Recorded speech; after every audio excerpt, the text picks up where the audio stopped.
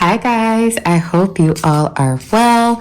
So today I have another stair video for you, and this is part 3 in our stair series. So today I am going to show you how to make stairs with a landing. Now I have cut this block a little bit longer than I normally do for stairs, and I will put the dimensions of this up on the screen below. And first, just like I do all the time, I am going to begin with creating my stair pattern.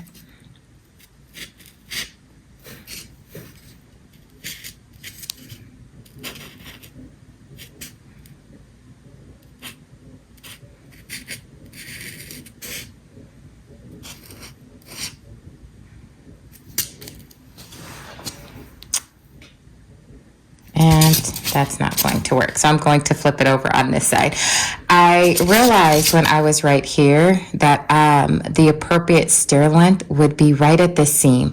And you guys, I always try to avoid cutting a straight line right where the seam is, because that's where it's glued. It's a lot harder to cut through, and you end up with one of your stairs becoming really misfigured. So that is a tip for you guys. Always try to cut either right below your seam line or right above the seam line when you are making stairs. So I'm going to make my first step a little bit taller so that I can come up above this line. And now I will go ahead and create the longer landing there.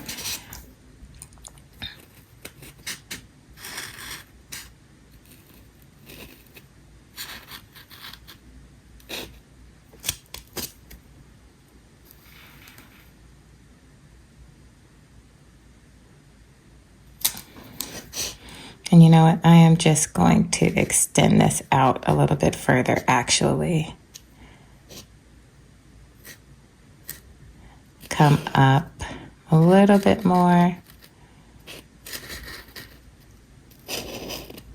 And then that will be my last stair there. So this is the one that I am actually going to follow up. So to get started, I am using my Deluxe Variable Heat Pro Power Station from Hotwire Foam Factory. The reason that I love this machine so much is it allows you to control your heat. And when you're cutting styrofoam, especially when you are making stairs, it is very important for your heat not to be too hot.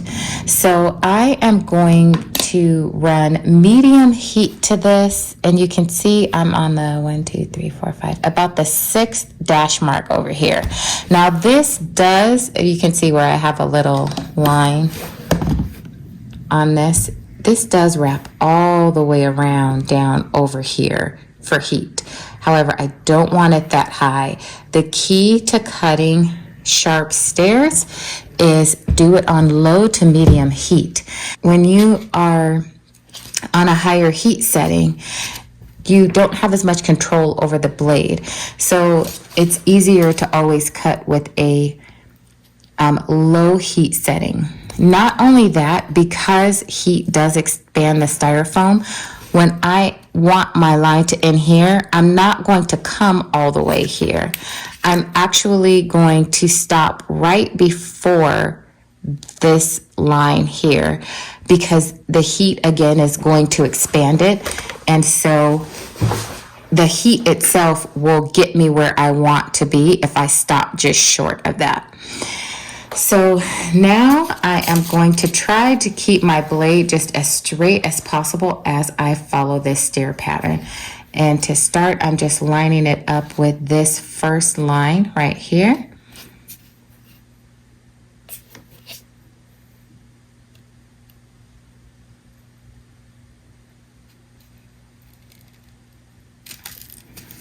All right. And you see I stopped right before it, and now I'm going to line my next one up with this up here and take off this whole first piece.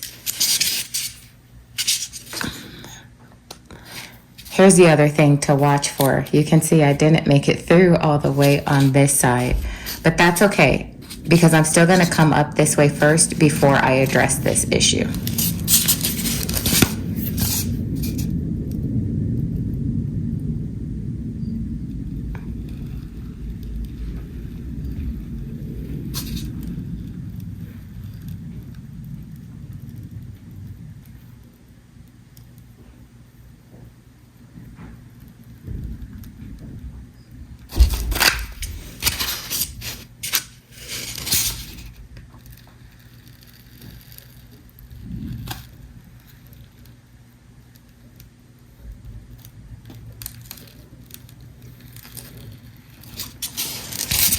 Okay.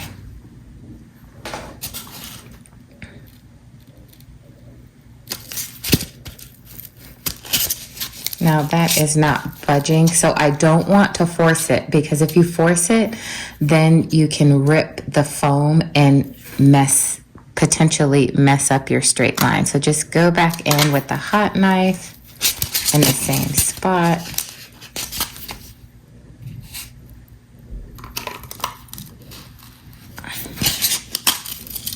There we go.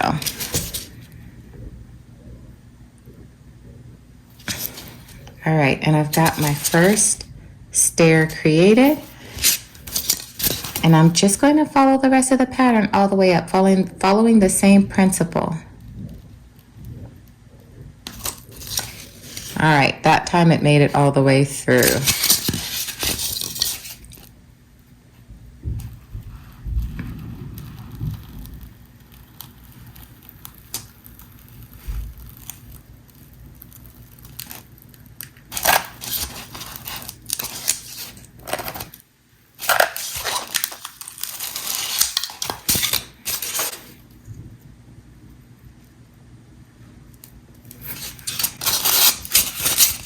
All right. You can see where I went a tiny bit deeper on this side, but it's okay.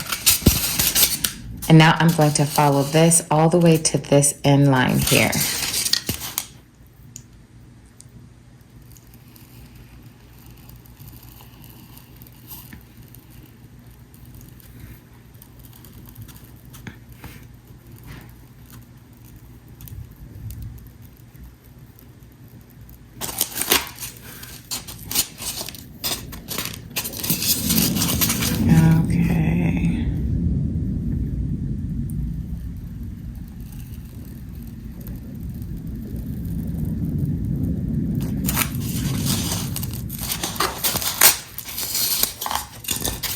Okay, so sometimes if you have this left over here, just take your hot knife and take that part right off. And with you doing this on low heat, it won't just like blaze into the foam and expand it really quick. You can still see I have a nice controlled line here. All right, so there is my nice long landing. And let's finish this out.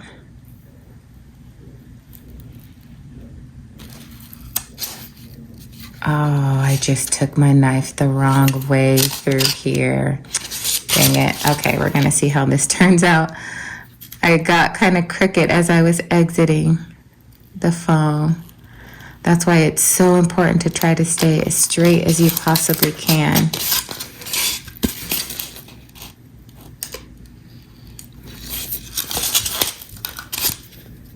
All right, yep. I put a tiny divot there, but that's okay. I can fix that.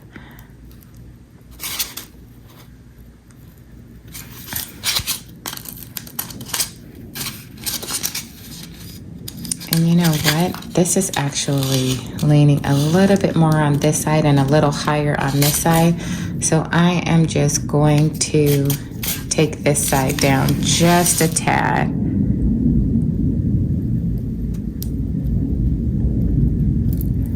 All right. There we go. That's better.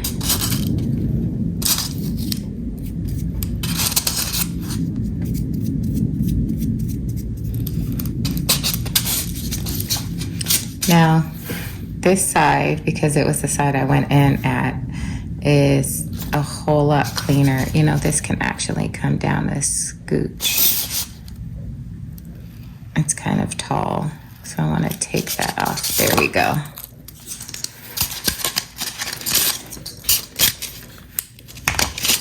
This side, you can see where I kind of dipped into this one a tiny bit too far, and then where I kind of got crooked right here on this side. It's not perfectly straight. So to fix that, I can just take some of these scraps that I have cut off and clean this up from the side and use my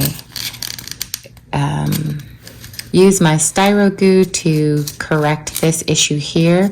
And I will do the same here with sticking a piece of that in on that side. As a matter of fact, let me...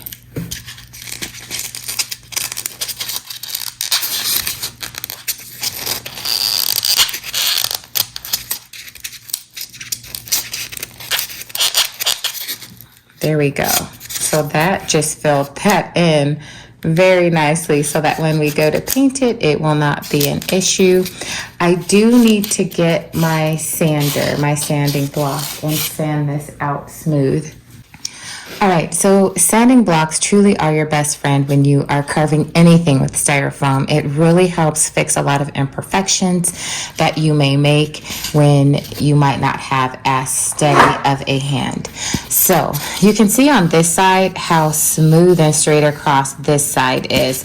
But when you flip it over, you can see where I got a tiny bit wavy right here.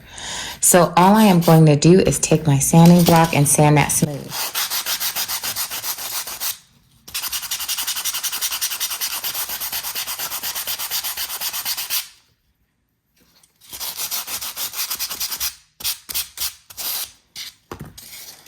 So now you can see that's nice and smooth on this side. And now I'm going to begin fixing that little dip right there. All right, so oftentimes the scraps that you have from cutting your original blocks are the same scraps you can use to fix mistakes. So in this case, this little thin piece that I cut, you can see that will end up, once it's all connected, being like the perfect filler to fill that space. So I am just going to take this much of it here because it doesn't do that all the way through. I don't need the whole line, just a little bit right there. I am using this Styro Goo from Hotwire Foam Factory. If you guys have not gotten this yet, I highly recommend it, especially when you're gluing together two completed pieces of styrofoam. This is the best glue to use for that. Also, the best glue that I have found to fix mistakes because it sets so quickly. And oftentimes the reason when you're trying to fix mistakes, if you don't have the proper glue, it takes forever to dry, and then those seams begin to separate and it doesn't look as seamless. So this is why I love using this glue for that, is because it gets tacky immediately. It begins to set really fast. And you can see even just me pressing this down in here, how it's pressing into the actual foam, making it look like one stair. From the side, you can see how that's nice and fixed. So I am going to let this dry. I will come back and sand the top of it just to get this little part smooth with the rest of this. And then it'll be time to paint.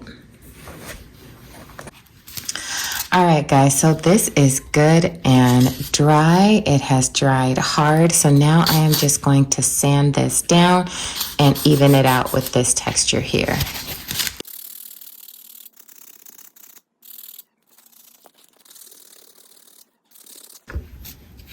And we're getting there, almost there, just a little bit more.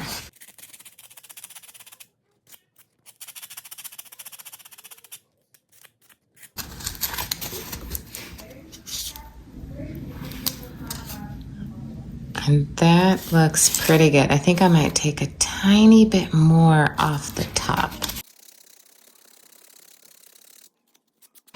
All right, so that looks good. What a beautiful repair. Now, before I move on, I am going to take this L shape of the block and fit it in the L shape of my stairs and sand the surface of each side.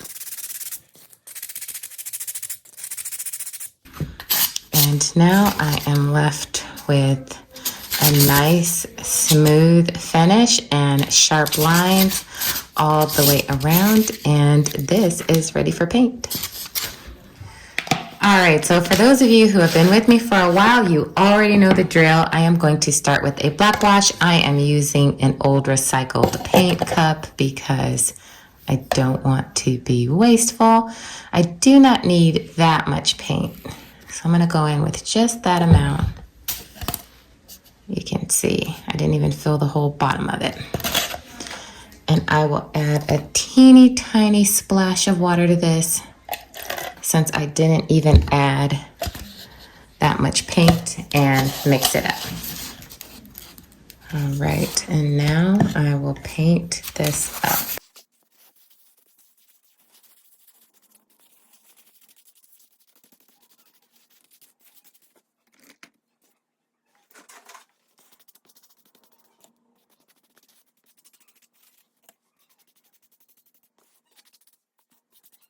All right, so I'm completely black wash. I'm going to wait for this to totally dry, and then I will come back and paint the first coat of gray.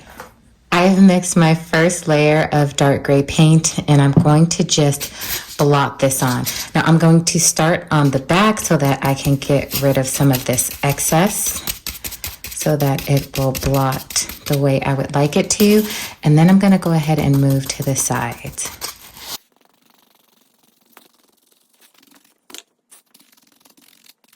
Then I'm just going to gently push the tip of my brush into the paint, just barely picking up a little bit more. And again, I'm going to start in the back to take off the excess and then dab from there. All right, so this is what it looks like after the first gray layer of paint. I will go ahead and apply 2 more layers of paint in lighter colors, and then I will go ahead and show you the end result. This is how the stairs turned out after 2 additional coats of lighter gray paint. I love the sharp lines on these stairs, and you can see even with the repairs that I made that they turned out seamless in both spots. So next week's video is going to be another stair series video, and I am going to be showing you guys how to make the steps that I have leading up to my bed and breakfast in my current village for 2022. I've gotten a lot of requests on those, and I am going to finally show you guys how to make those. So stay tuned for that. If you guys have any questions for me, as always, leave me a line in the comment section and I will get back with you. Don't forget to give me a big thumbs up for this video. If you haven't done so already, you can become a member of my channel. Click on the link in the description box of this video. It will take you to the join tab and you can enter at the level you feel comfortable with. And until I see you again, stay safe, God bless you, and I will see you soon. Bye.